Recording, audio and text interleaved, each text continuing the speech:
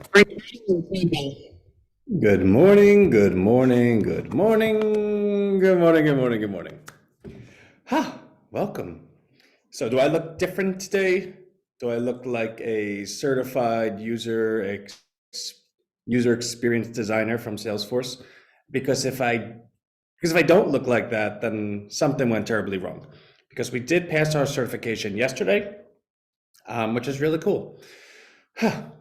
So I'll tell you this, right? So when I was taking the examination yesterday, first of all, it's proctored, right? So I'm doing it online, but if like my eyes go over here or over there, then they start asking questions like, "Show us the room," and of course that didn't happen because I knew to just kind of stay there. But the thing I wasn't planning on was I had my AirPods in because it cancels out all the noise around and I could just focus. You're not allowed to have AirPods in. You're not allowed to have any earphones. Well, duh. Like, why would they ever let you have earphones in? Someone could be telling you the answers. So I was not in my happy place because I really want. So I'm just listening to outside noise and being confused. But be that as it may, we passed, which is good. Also, I found, Deborah, thank you. Congratulations from Palm Bay, Florida is always a good thing. I also found that the test that we put together, thank you, Anthony. So we did a bunch of flashcards, right? Like I've probably made it close to 2,500 flashcards during this process. And the idea being of those 2,500 flashcards, I'll bring it down to 300 of the most super duper ones that I think would be the strongest test questions. And we'll just study those. What I found was there's a lot of content that I did not prepare for. But now that that's over, I know what the questions are. Now, of course, they probably change the questions. I don't think it's the same questions for every test. But I do understand that the questions I was studying was a little bit more 60,000 feet up. The questions they were asking was very like molecular. If you press this button, what's going to happen? And what's funny is we have those flashcards. They just didn't make the cut for me.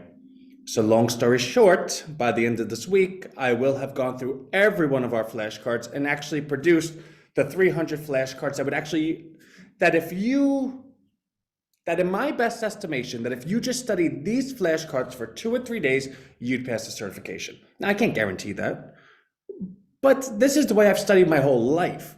Like I remember taking the Series 7 test on Wall Street and got a 91. And everyone was like, how did you get such a high score? Then I got a 90 on my 63, which ironically was the impetus for them saying you're never going to make it in this business because you're too smart, which is actually really funny. You don't ever really hear that sentence. You're too smart, you won't make it in this business. And they were right. I didn't, because their business is a bunch of dirtbags that have to have short memories and flexible morals. And I was always too smart to have that short of a memory, right? So when my manager said, "Hey, we're pushing this today," I would say, "Well, why?" "Well, what does it matter? You're going to make commission on it." "Well, it does matter. Why do you think it's going to go up?" And when you ask questions like that, Wall Street kicks you out pretty quickly because who are you to ask those questions? So they were right. But I studied, and the Series 7, I think, is like the third hardest test in the nation behind like the bar and the doctor one, whatever that's called. Same in insurance. Yeah, exactly, Travis. You're not allowed to ask questions. Like, how dare you?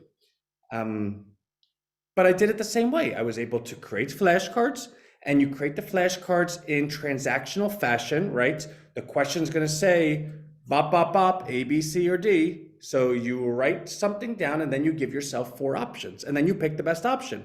But more so than that, you also identify why the ones that are wrong are not right, right? So like, why is oranges orange? Why are oranges orange, right? Like A is because they're from Florida. B is because God likes orange, right? Like whatever the choices are. But then when you go ahead and take a look at the flashcard and turn it over, well, yeah, we know A is not the right choice, but why? Well, A is not the right choice because. And when you do that, you're effectively not only answering the question, but answering it 4 times and from every angle. So it's almost like, yeah, because they dyed them, which actually I learned oranges are really green, which is completely, but anyway. But when you do it that way and you come at it at every angle, it's kind of like Rhino Street in the sense that you have your radius.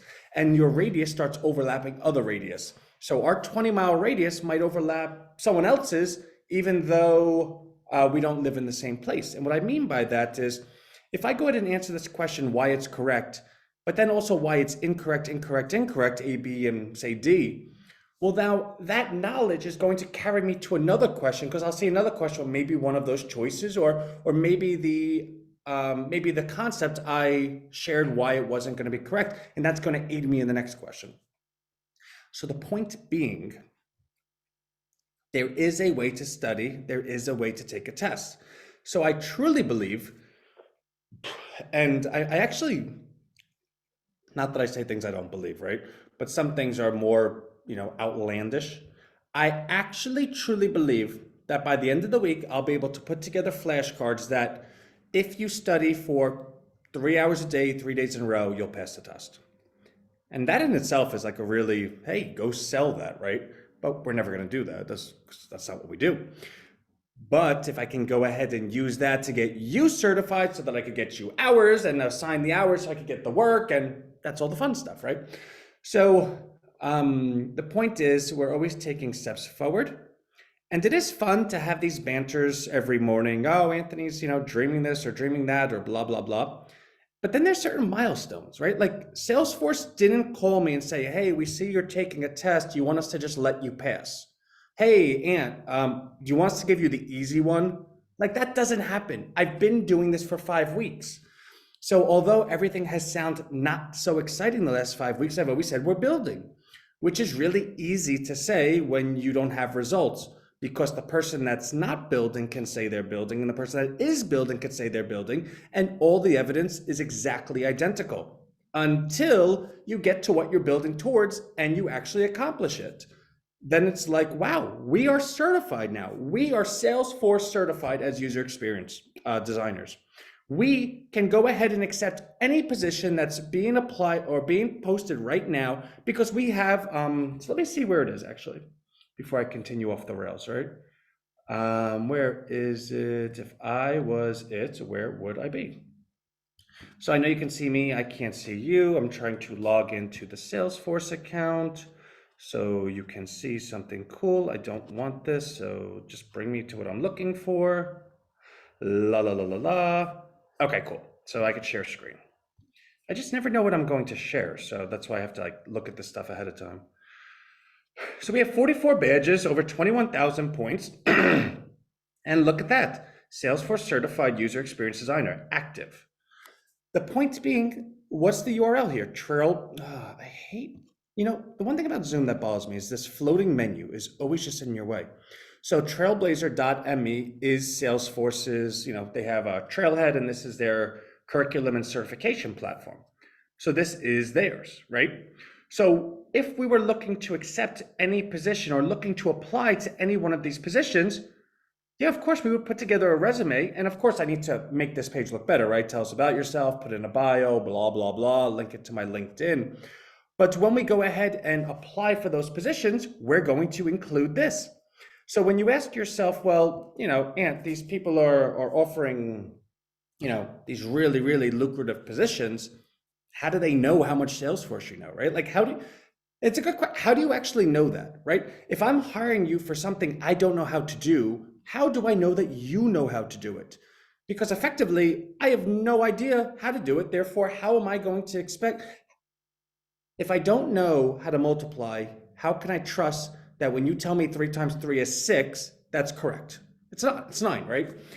But that page I just showed you is all the Salesforce badges and the points accumulated with them and our network, which of course we're gonna, really build. So that's going to allow us to get those positions. Also, we purchased the URL salesforce.groups, I don't know. I have to build a page. But I mean, in a kind of play the hand you're dealt fashion, that's a really strong URL. If you're creating a Salesforce agency and your URL is salesforce.group, I do understand that some people might think that we're completely affiliated with Salesforce.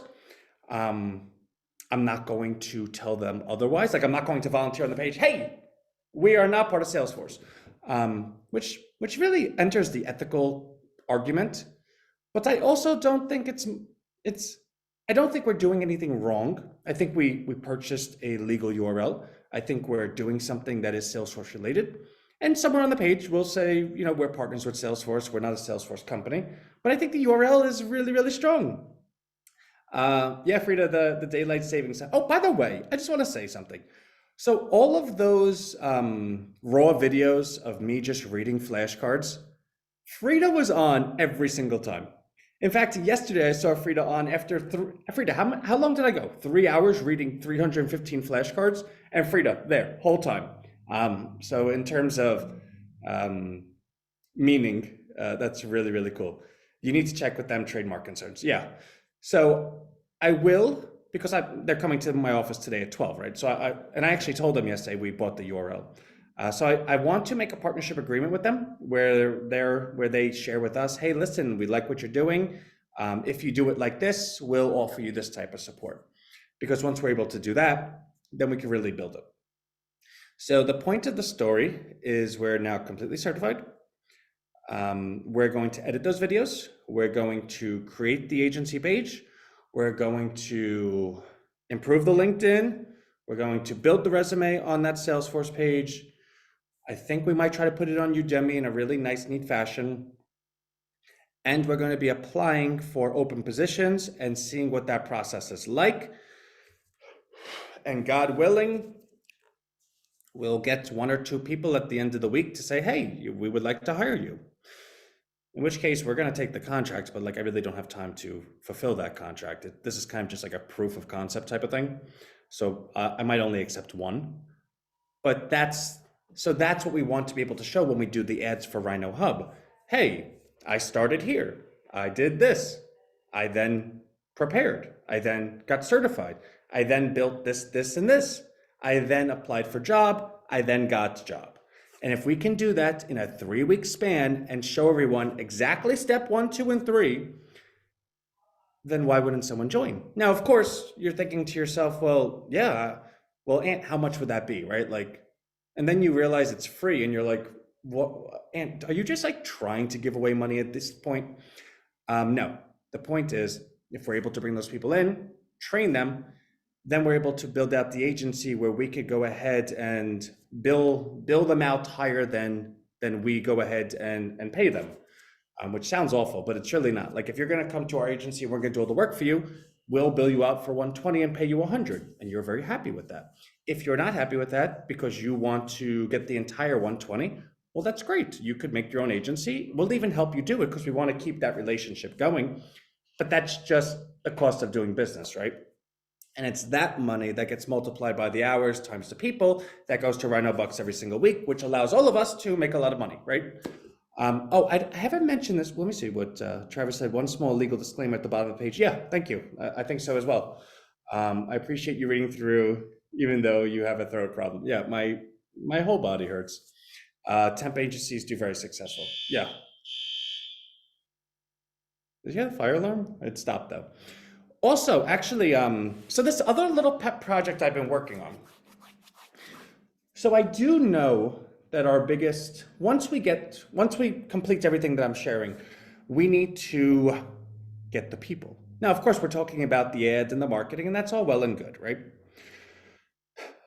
There are so many people out there, like influencers, and I think influencers is a dirty name. It somehow became dirty, right? Oh, I got an influencer. I convinced this person to put a post about my product and I paid them $1,000.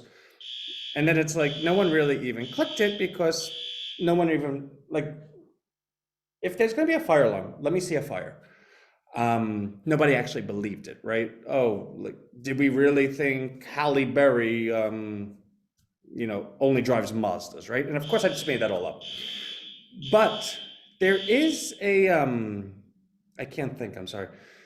There is a process I've been doing the last couple of days, and I've just been trying to do it, where I've been able to identify those that have the 6, 7, 800,000 followers, all really engaged. People that do 5, 6 postings a day, get thousands of likes, and to be able to find their email address. And their email address is first name, last name @gmail.com. Yeah, sorry. Yeah. Actually, there is a gentleman checking it right now. But first name, last name at gmail.com or something like that.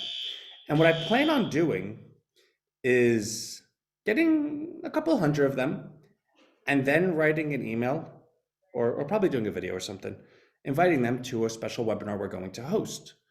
And that webinar is going to be offering everything that RHINO has created, right? RHINO Street, RHINO Bucks, the automations, everything. And not offering like, hey, I want to give this to you, but listen, we created this and these are the goals that we wanted to accomplish, to go ahead and protect small business, to go ahead and list all the mission statements we had and show that we're able to do it. We have everything together. And how we wanted to be able to transfer the wealth from the 1% to the rest of us, and how we thought of doing it, how it's possible to be done, and how we actually built it.